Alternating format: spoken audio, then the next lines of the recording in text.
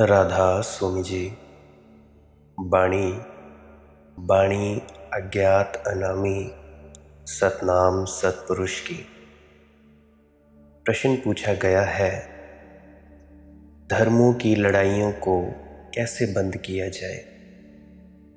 क्या ये अच्छा नहीं होगा कि पृथ्वी पर एक ही धर्म हो? इससे भाईचारे में बढ़ोतरी होगी और हिंसा, वैमनस्य और विवाद बंद होंगे। आपका क्या कहना है इस संदर्भ में? तो चलिए इसी संदर्भ में आज की सत्संग वीडियो आरंभ करते हैं। ये कैसे हो? इतने ढंग के लोग हैं, इतने रंग के लोग हैं, ये कैसे हो सकता है कि एक धर्म हो?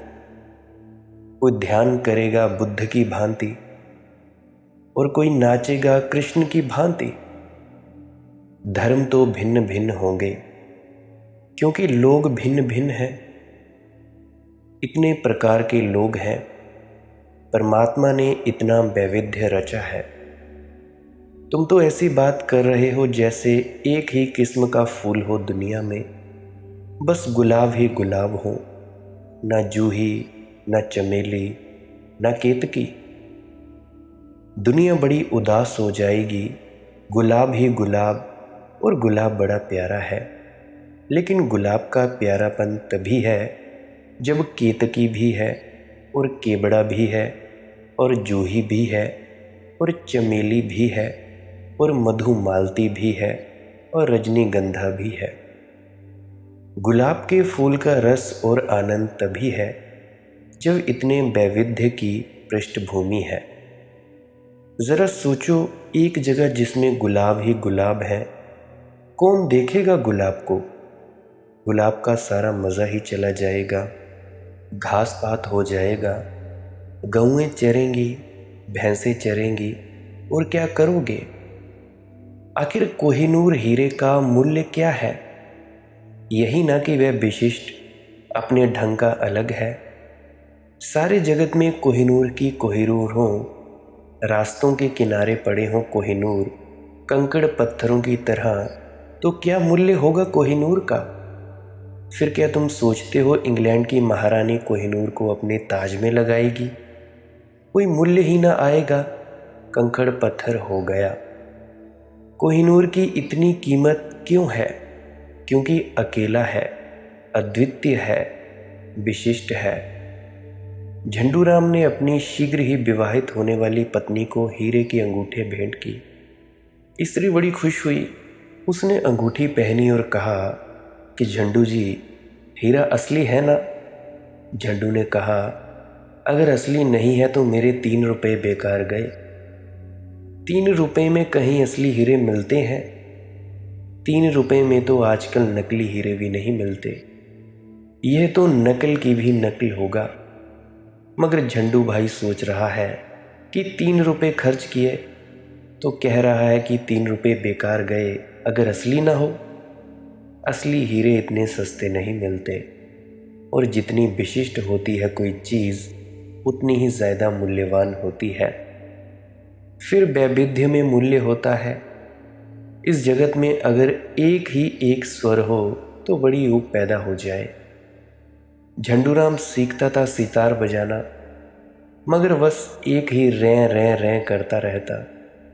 बस एक ही तार को घिसता ही रहता, घिसता ही रहता, घिसता ही रहता। उसके पड़ोस के लोग परेशान हो गए, पत्नी बच्चे परेशान हो गए। एक दिन सारे मोहल्ले के लोग इकट्ठा हुए। उन्होंने कहा कि झंडू, हमने बहुत बजाने वाले देखे हैं, मगर तुम अद्भुत हो। बस ये रे रे रे एक ही स्वर, एक ही तार को घिसते घिसते तुम थक नहीं जाते? हम सब थक गए हैं। और तार भी बजाओ, कुछ और स्वर भी उठाओ। हमने बहुत बजाने वाले देखे, वे तो काफ़ी हाथ बदलते हैं। झंडू ने कहा, वे खोज रहे हैं अपना स्वर, मुझे मिल गया है। उनकी अभी तलाश चल रही है, मैंने पा लिया, अब क्यों खोजूं? जगत को तुम गौर से देखो, यहाँ सभी चीज़ें विविध हैं। यहाँ हर चीज़ अनूठी है। यहाँ अनंत धर्म होने चाहिए, होने ही चाहिए, क्योंकि यहाँ अनंत ढंग के लोग हैं। लेकिन अनंत धर्म होने का अर्थ ये नहीं है कि वे लड़े ही।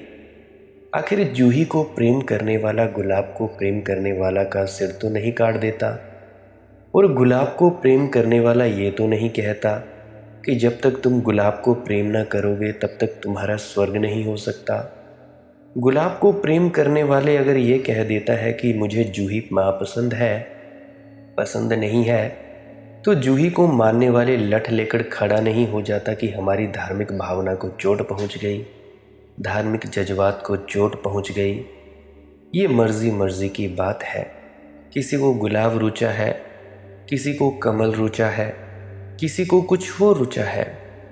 इसमें किसी के क्या भावना को चोट पहुंचनी चाहिए तो तुम्हारी भावना की गलत है।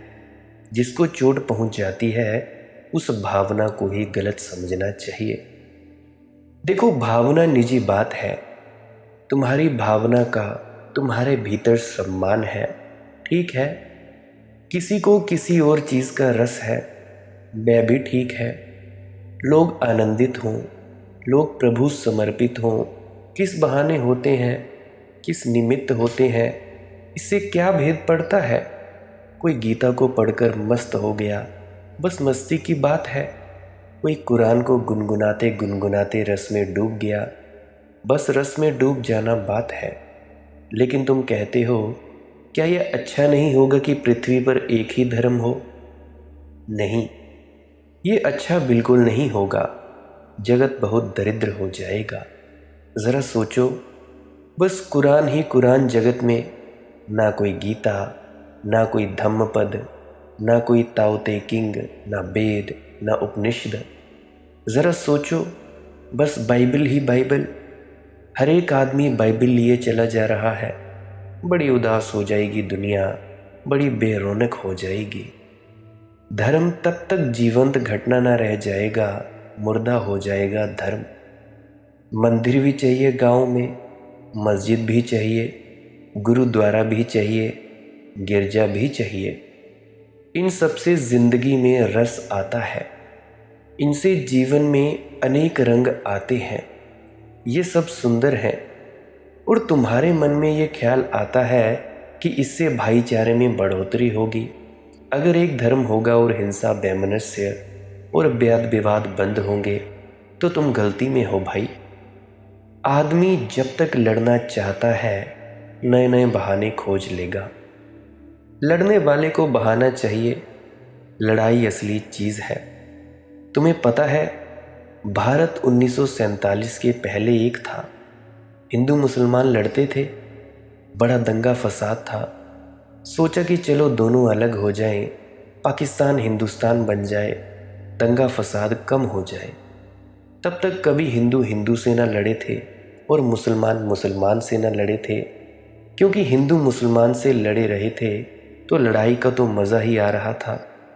हिंदू हिंदू से क्यों लड़े? जैसे ही हिंदुस्तान पाकिस्तान का बंटवारा हो गया, बड़े आश्चर्य की घटनाएं घटनी शुरू हो गई।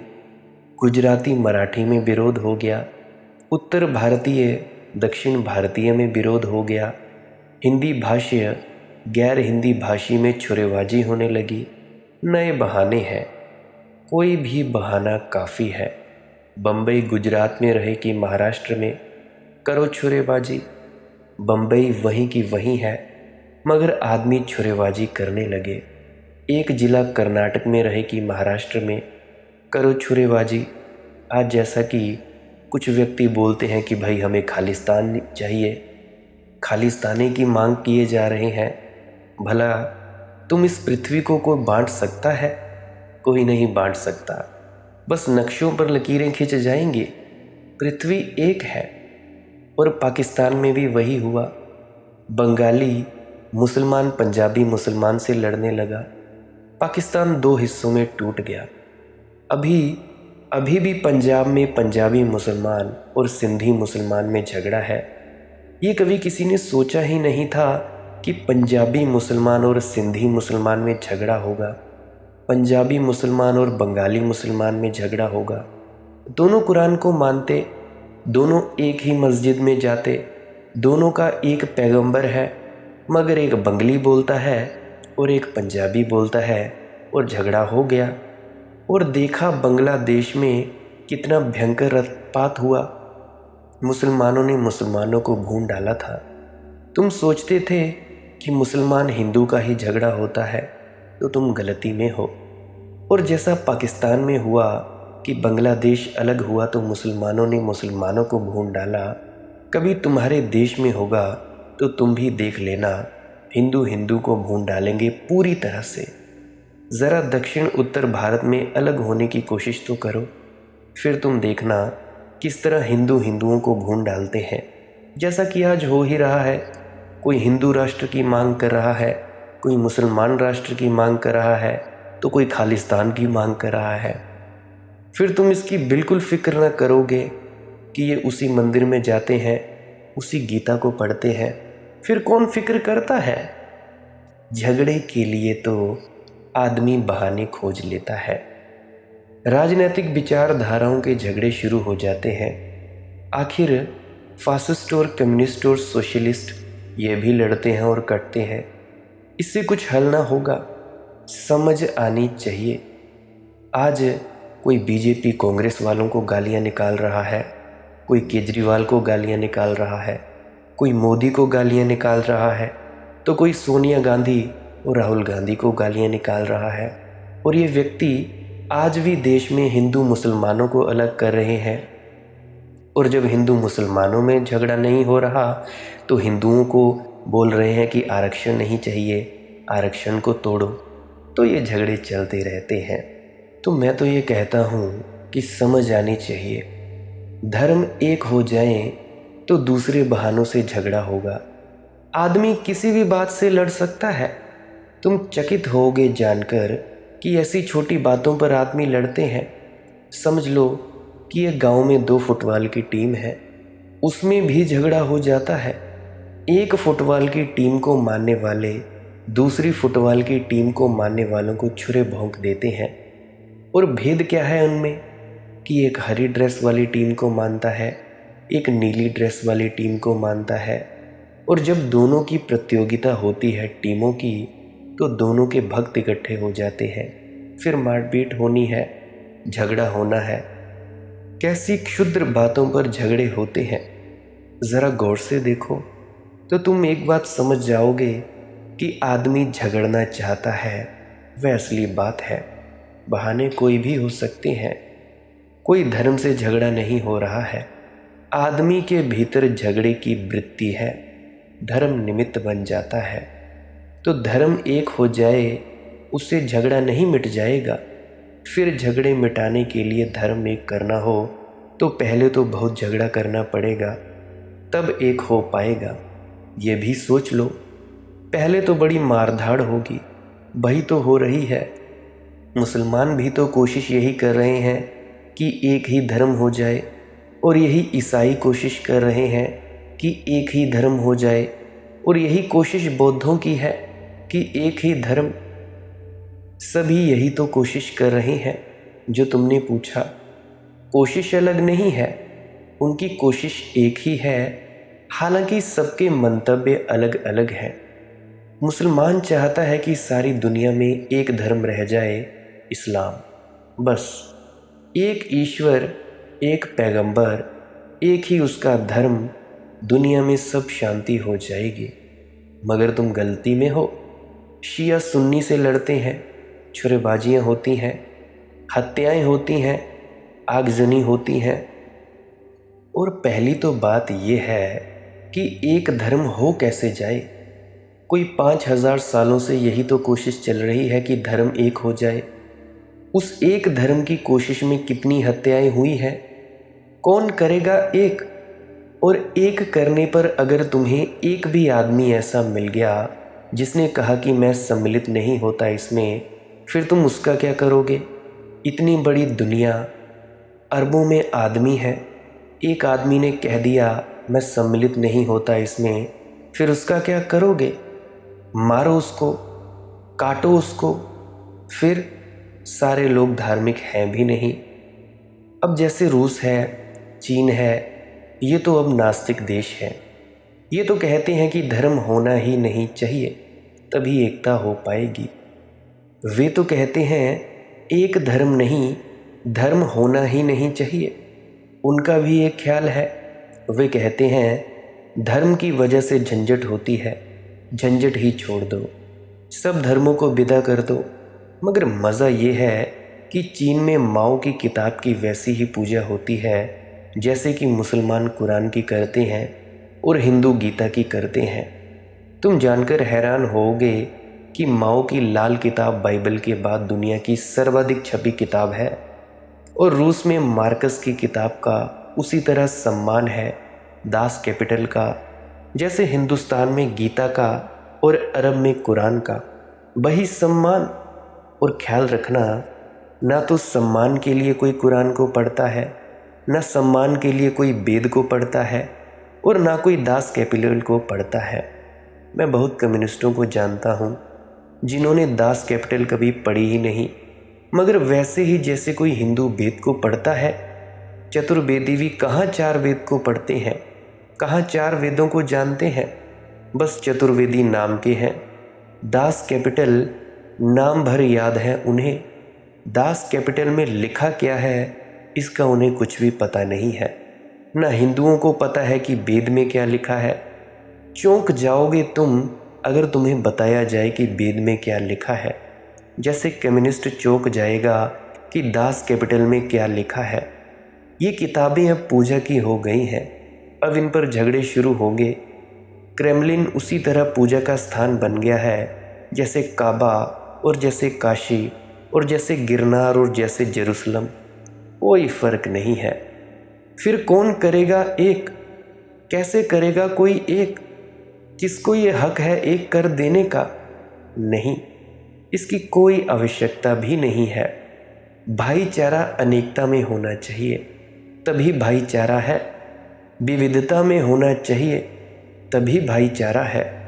सारे धर्म जिएं और सारे धर्म मज़े से जिएं, और सारे धर्म एक दूसरे को जीने में सहायता दें, तभी भाईचारा है। भाईचारा बड़ी और बात है। भाईचारा मन से लड़ाई की वृत्ति का विदा हो जाना है। बाहर की कोई रूपरेखा बदलने से भाईचारा नहीं पैदा होता, अंतरात्मा बदलनी चाहिए। और फिर मेरी नज़र में तो जितना वैविध्य हो उतना अच्छा।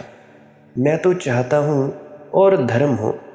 मैं तो असल में ऐसा चाहता हूँ कि प्रत्येक व्यक्ति का अपना धर्म हो।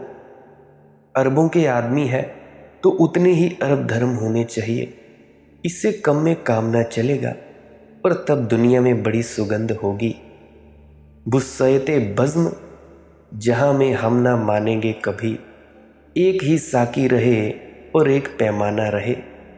इतने बड़े विस्तृत जगत में ये बात बेहूदी है कि एक ही साकी रहे, एक ही पैमाना रहे। नहीं, ये हम ना मानेंगे। बुस्सयते बज़्म जहाँ में हम ना मानेंगे कभी, एक ही साकी रहे और एक पैमाना रहे।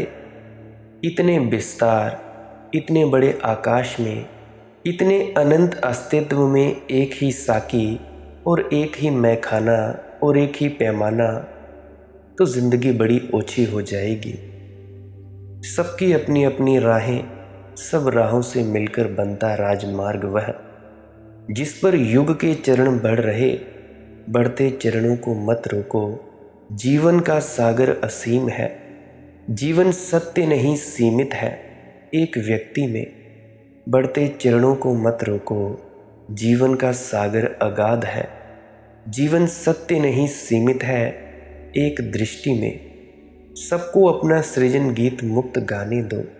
सब गीतों से मिलकर बनता महाराग जो बंधन करता है जीवन का जो विशाल है। जीवन सत्य नहीं सीमित है एक गीत में। जीवन सत्य को कभी भी सीमित मत करो, न एक गीत में, न एक गीता में, न एक रंग में, न एक ढंग में, न एक शैली में। ये मनुष्य की हिंसात्मक वृत्ति है जो चाहती है कि दूसरे भी मेरे ढंग से चले, जो चाहती है जैसा मैं जगत को देखूं वैसे ही दूसरे भी देखें। ये कोई अच्छे आदमी का लक्षण नहीं है। अब तुम देखो, एक ही घर में माता पिता अपने बच्चे से चाहते हैं कि वे भी वैसा ही सोचें, वैसा ही काम करें जैसा उनके माँ बाप चाहते हैं। वे चाहते हैं वे वही नौकरी करें, वे वही काम पे जाएं जैसा उनके माँ बाप चाहते हैं। तो देखो, दुनिया में छोड़ो, तुम अपने घर में ही देखो, तुम्हारे माँ बाप कैसे अपने बच्चों पर अपनी जिम्मेदारियाँ, अपनी सोचें छोड़ते हैं, चाहते हैं कि अब उनकी सोच उनके बच्चों की हो जाए। और कैसे तुम अपने बच्चों को ये करते हो, तुम ये चाहते हो कि सभी मेरे ढंग से चले। ये कोई अच्छे आदमी का लक्षण नहीं है, ये कोई सद्पुरुष का लक्षण नहीं है कि मैं जैसा मैं देखता हूँ वैसा ही सब देखें। और अगर ना देखें तो आंखें फोड़ दो उनकी, घर से बाहर निकाल दो। तुम उनको बोलो मत, तुम उनसे बात ना करो, उनसे ढंग से बुलाओ ना। एक मुसलमान खलीफा ने अलेक्जेंड्रिया पर हमला किया। अलेक्जेंड्रिया में उस समय दुनिया का सबसे बड़ा पुस्तकालय था। उस पुस्तकालय में इतनी किताबें थीं कि कहते हैं कि उस पुस्तकालय के नष्ट होने से जितनी जगत की हानि हुई है और किसी चीज़ से नहीं हुई है। उस पुस्तकालय में इतने हस्तलिखित ग्रंथ थे कि आग लगा दी खलीफा ने तो 6 महीने तक आग जली तब बुझी। उस पुस्तकालय में उन सभ्यताओं का सारा उल्लेख था जो खो गई हैं। अटलांटिस नाम के महाद्वीप का उल्लेख था, जिसको अंग्रेजी में अटलांटिस कहते हैं, जो सागर में डूब गया। उस पुस्तकालय में अतीत के सारे रहस्यों का संग्रह था जो सदियों सदियों में खोजे गए हैं और फिर आदमी भूल जाता है। वह मनुष्य की बड़ी अपार संपदा थी, लेकिन जिस खलीफा ने उसको आग लगाई वह तुम्हारे जैसा रहा होगा। उसने एक हाथ में मशाल ली और एक हाथ में कुरान लिया और पुस्तकालय कक्ष था जो उसके पास जाकर कहा कि मैं तुमसे ये पूछता हूँ कि तुम्हारे इस पुस्तकालय में जो है क्या वह वही है जो कुरान में है? अगर तुम्हारा उत्तर हो कि हाँ वही है जो कुरान में है, तो फिर इस पुस्तकालय की कोई ज़रूरत नहीं, कुरान काफ़ी है और मैं इसे आग लगा दूंगा। और अगर तुम कहो कि इस पुस्तकालय में वह भी है जो कुरान में नहीं है, तब तो इस पुस्तकालय की बिल्कुल ही ज़रूरत नहीं है, क्योंकि जो कुरान में नहीं है वह तो निश्चित ही गलत होगा। अगर वह सही होता तो कुरान में होता ही, तब भी मैं इस पुस्तकालय को आग लगा दूंगा। बोलो तुम क्या कहते हो? ज़रा सोचो, वह अध्यक्ष क्या कहे? 2 ही उत्तर संभव थे। एक की जो कुरान में है वही पुस्तकालय में है, खलीफा कहता है तो आग लगा दूंगा, या दूसरा की जो कुरान में है उससे बहुत कुछ भिन्न इस पुस्तकालय में है, तब भी खलीफा कहता है कि तब तो और भी जल्दी आग लगा दूंगा। कोई उत्तर नहीं था। अध्यक्ष की आंख में आंसू गिरते रहे और क्या उत्तर दे सकता था? इस तरह के मूढ़ व्यक्तियों को क्या उत्तर दिए जा सकते हैं? आग लगा दी गई। 6 महीने में आग बुझी और मनुष्य जाति की अपार संपदा नष्ट हो गई। नहीं, ये धार्मिक व्यक्ति का लक्षण नहीं है। धार्मिक व्यक्ति तो आह्लादित होगा कि कोई कुरान में मस्त होता है, कोई गीता में, कोई बाइबिल में। मस्ती दुनिया में बनी रहे। किस बोतल से तुम पीते हो, पीने वाले बने रहें। किस प्याली में तुम पीते हो, इससे क्या लेना देना है, पीने वाले बने रहें। ये मधुशाला चलती रहे, यहाँ से लोग परमात्मा के निकट पहुँचते रहें। कोई पूरब से, कोई पश्चिम से, कोई पैदल चलकर, कोई बाइक पर, कोई एक्टिवा पर, कोई आकाश से उड़कर। कैसे तुम आते हो तुम जानो, तुम्हारी मौज। अपना वाहन तुम तय करो, मगर लोग परमात्मा तक आते रहें, बस इतना ही ज़रूरी है। ना तो एक दृष्टि में सब समाता है, ना एक गीता में सब समाता है, ना एक रंग में। अस्तित्व विराट है, इस विराट को छोटा ना करो। अलग अलग हो दीप, मगर है सबका एक उजाला। सबके सब मिल काट रहे हैं अंधकार का जाला। किसी एक के भी अंतर का स्नेह न चुकने पाए, तम के आगे ज्योति पुंज का शीश न झुकने पाए। बस इतना ही ख्याल रहे, इतना सद्भाव पैदा हो, एक धर्म से कुछ भी ना होगा। सद्भाव पैदा हो। आज धर्म का झगड़ा है, कल संगीत का झगड़ा ले लोगे कि हम तो शास्त्रीय संगीत में मानते हैं, आधुनिक संगीत में नहीं। हम रैपबाजी नहीं सुनते, ये जो मॉडर्न रैप सुनते हैं तुम, हनी सिंह के, एमिवे के, बहुत से हैं। फिर कहोगे एक ही संगीत हो। फिर कल भाषा का झगड़ा होगा और कहोगे एक ही भाषा हो। और कल झगड़ा होगा कि लोगों की लंबाइयाँ किसी की कम किसी की ज़्यादा हैं, एक ही लंबाई हो। और फिर झगड़ा होगा कि किसी की नाक लंबी, किसी की चपटी, किसी के बाल ऐसे, किसी के वैसे, किसी के सफ़ेद बाल, किसी के काले बाल और किसी के और रंग के। इन सबको एक करना होगा। तुम करोगे क्या? ऐसे तो तुम आदमी को मिटा डालोगे। नहीं, स्वीकार करो मनुष्य को उसकी अद्वितीयता में और प्रत्येक व्यक्ति का सम्मान करो।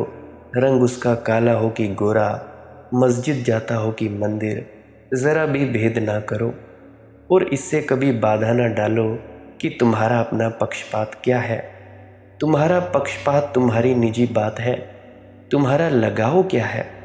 तुम्हारा लगाव तुम्हारी बात है। इसे दूसरे पर थोपो मत और ना कभी इतने झुको कि दूसरा तुम पर अपना लगाव थोप दे। एक एक व्यक्ति की निजता का सम्मान बढ़ना चाहिए तो भाईचारा होगा, तो धर्म भी बने रहेंगे, भाषाएं भी बनी रहेंगी, गीत भी अलग अलग होते रहेंगे और फिर भी एक महागान पैदा होगा। अलग अलग पगडंडियाँ और सब मिलकर एक राजपथ निर्मित हो सकता है। एक और मित्र ने प्रश्न पूछा है कि मनदीप भाई, क्या कभी मेरी प्रार्थना पूजा भी स्वीकार होगी? मैं अति दीन और दुर्बल हूँ, कामी, लोभी, अहंकारी, सब पाप मुझ में है। देखो मेरे मित्र, इस बात का स्वीकार कि सब पाप मुझ में है धर्म की शुरुआत है। ये पहला कदम है, ये पहली सीढ़ी है। ये शुभ है स्वीकार कर लेना कि मैं पापी हूँ। इस स्वीकार से ही परमात्मा से संबंध जुड़ जाता है। तुम्हारे पाप कितने होंगे, उसकी करुणा बहुत बड़ी है। तुम्हारे पाप भी छोटे छोटे हैं, उसकी करुणा के सागर के सामने तुम्हारे पापों का मूल्य क्या है? वह जाएंगे तिनकों की तरह, लेकिन स्वीकार हो तो बह जाएंगे, छिपाया तो बच जाएंगे। जिसने अपने पापों को छिपाया उसके पाप बचेंगे और बढ़ेंगे। ये तो ऐसा ही है कि जैसे तुम चिकित्सक के पास जाओ और अपने घावों को छिपाओ तो छिपाए घाव और बढ़ जाएंगे, नासूर बन जाएंगे, उनमें मवाद पड़ जाएगी, सड़ जाएंगे। चिकित्सक को तो सब उघाड़ कर बता देना होता है। ऐसे ही परमात्मा परम चिकित्सक है। तुम उसके सामने उघाड़ दो तुम्हारा काम, तुम्हारा लोभ, तुम्हारा अहंकार। उसे सब पता ही है, छिपाने का कोई प्रयोजन भी नहीं है। तुम कह दो कि मैं ऐसा हूँ और जैसा भी हूँ मुझे अंगीकार करो, बुरा भला जैसा हूँ तुम्हारी चरण रज मुझे भी ले लेने दो। और तुम पूछते हो कि क्या कभी मेरी पूजा अर्चना भी स्वीकार होगी? स्वीकार से तुम्हारा अर्थ क्या है?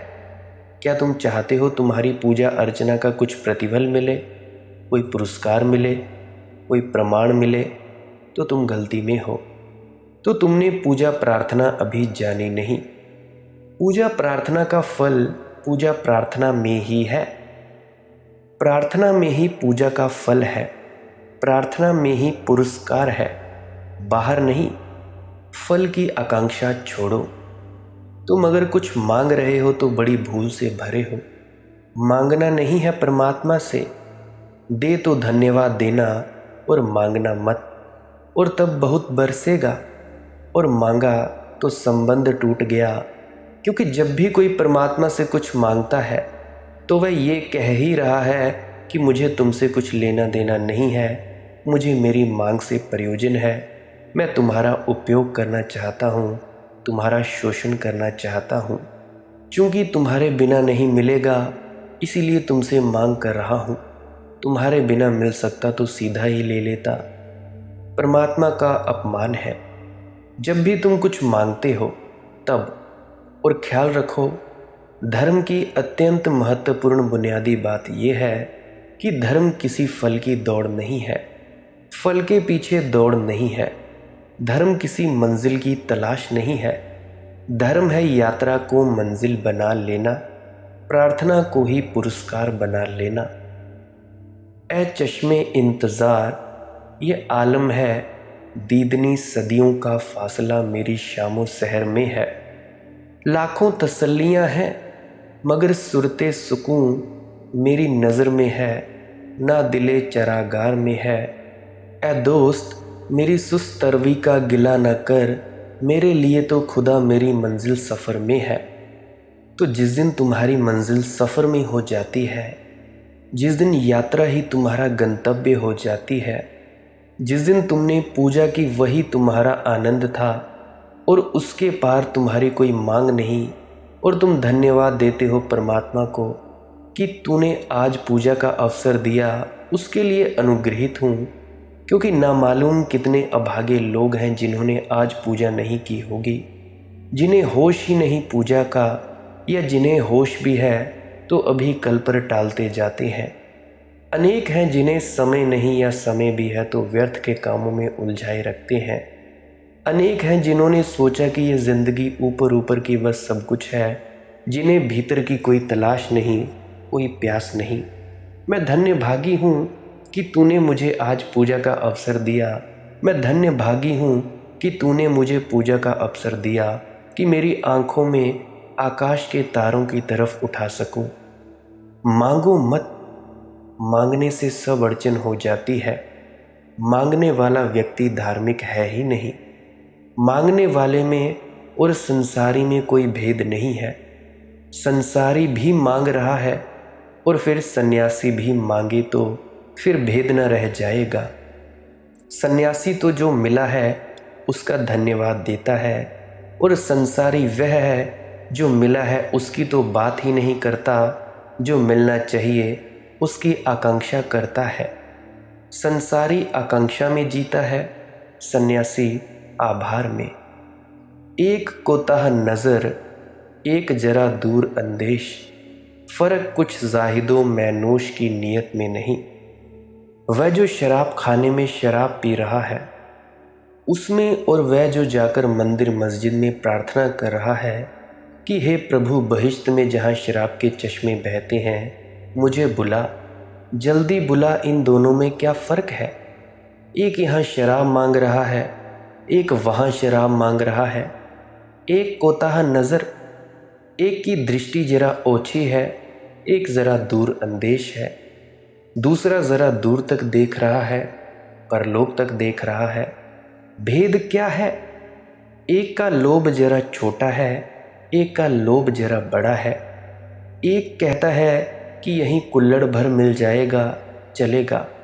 दूसरा कहता है इतने में हमारा दिल राज़ी नहीं होगा, हमें तो झरनों के झरने चाहिए।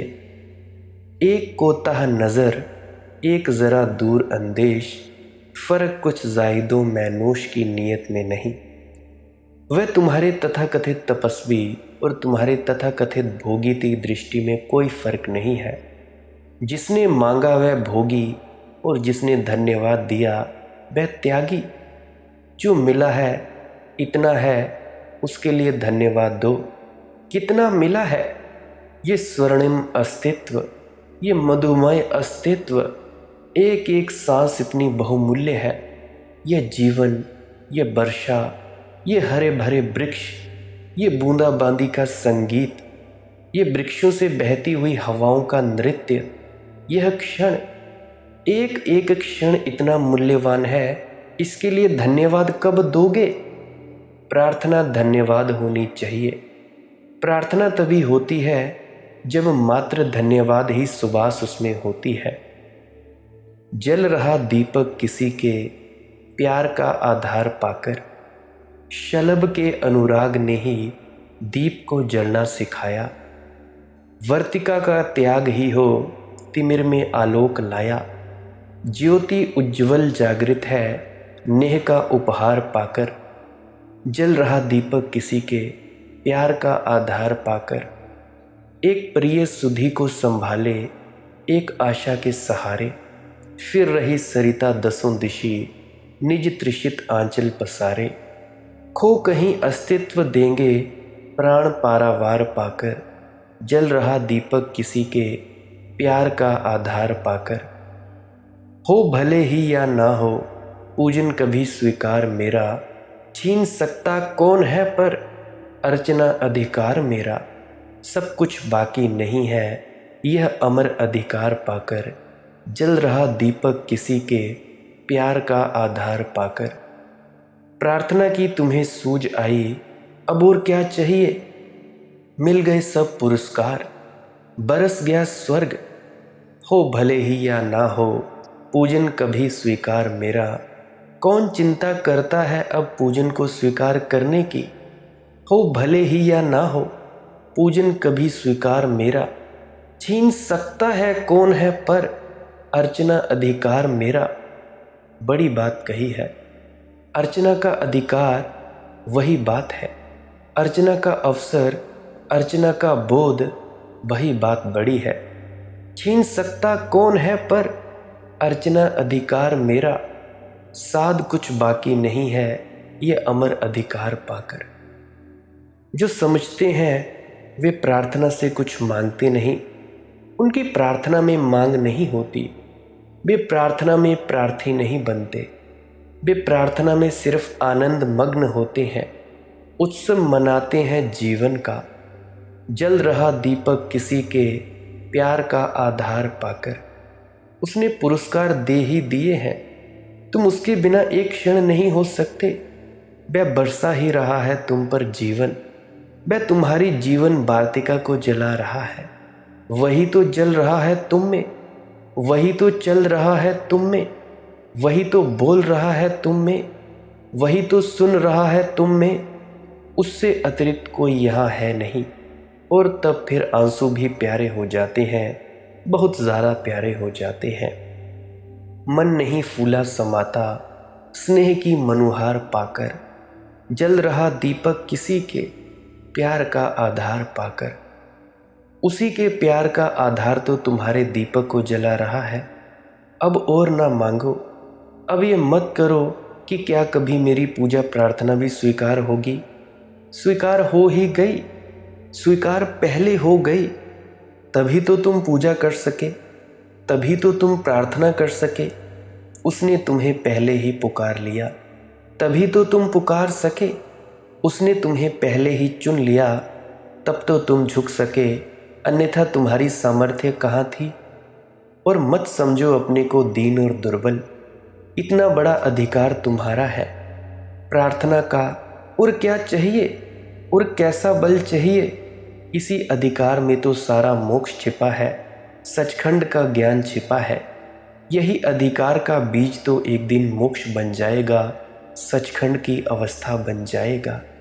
मत चिंता करो दुर्बलता की, और मत चिंता करो काम वासना की, लोभ की, अहंकार की। तुम प्रार्थना में डूबो, अरदास में डूबो, शुक्र करो परमात्मा का। अहंकार भी जाएगा, काम भी जाएगा, लोभ भी जाएगा। उल्टी बातें मत करो। तुम ये मत कहो कि पहले लोभ जाए, काम जाए, अहंकार जाए तो मैं प्रार्थना करूँगा, तो मैं भजन सिमरन करूँगा या करूँगी। तब तो प्रार्थना कभी ना हो सकेगी। मैं तुम्हें कुछ और ही कहता हूँ, मैं उल्टी ही बात कहता हूँ। मैं कहता हूँ प्रार्थना करो, शुक्र करो, अहंकार भी जाएगा, लोभ भी जाएगा, मोह भी जाएगा। ये शर्तें नहीं है जो प्रार्थना करने के लिए पहले पूरी करनी हो। ये तो वैसा ही पागलपन हो जाएगा कि कोई कहे कि पहले अंधेरा हटाओ फिर दिया जलाया जाएगा। नहीं नहीं, पहले दिया जलाओ, अंधेरा तो दिए के जलते ही मिट जाता है। भजन का खास मकसद क्या है? भजन में जब तुम धुन सुनते हो तो तुम जागृत अवस्था में आने लगते हो, तुम स्थिति प्रज्ञ होने लगते हो, तुम दृष्टा होने लगते हो, तुम श्रावक होने लगते हो। जैसे जैसे तुम धुन को सुनते हो, सुनते सुनते लीन होते जाते हो, तब तुम जागृत अवस्था में आते हो। और तब तुम देख पाते हो उस परमात्मा को, खुद के स्वरूप को, और तुम्हारे आसपास जो भी अंधकार है मिट जाएगा। ज़रा दिया तो जलाओ, भजन का दिया तो जलाओ। भजन ज़रूर करो, सिमरन भी करो। बाकी तुम्हारी अपनी अपनी मौज है। बाकी मैं यही प्रार्थना करता हूँ कि परमात्मा तुम्हें सद्बुद्धि दे, तुम पर अपनी आशीषें बरसाता रहे। गुरु प्यारी साध संगत जी, आज का सत्संग यहीं समाप्त होता है। अगर मेरे किसी मित्र या परिजन का कोई प्रश्न हो तो मेरी प्रार्थना है पुरानी सत्संग वीडियोस को अवश्य सुनिएगा। कम से कम 100-150 वीडियोस तो सुनिएगा। 400-500 के लगभग वीडियोस होंगी। पुरानी जितनी भी वीडियोस हैं, आपके दिमाग में कोई भी प्रश्न जो उठेगा उन सब पर है। पुरानी 50-60 वीडियोस सुनो। अगर फिर भी उनमें कोई प्रश्न का आपके का जवाब ना मिले, फिर टेलीग्राम पर सर्च कर लेना मालिक की मौज सत्संग, वहाँ पे अपना प्रश्न छोड़ देना, मैं ज़रूर जवाब दूंगा किसी अन्य वीडियो में। अंत में आपके भीतर बैठे परमात्मा को प्रणाम करता हूँ। मेरा प्रणाम स्वीकार करें। राधा स्वामी जी।